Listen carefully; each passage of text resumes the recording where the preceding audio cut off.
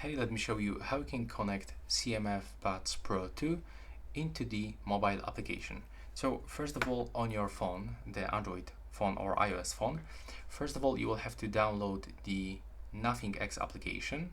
You can get it for free from App Store on iPhone or Android devices from Play Store. So now when you download it, you will have to open it, accept all of these permissions that will pop on your screen.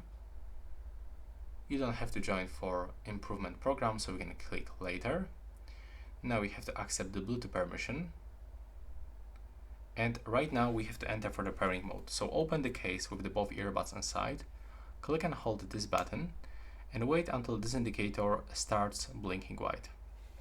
Now you can select the Buds Pro 2 from the list, and you will be successfully connected after tapping on setup this device.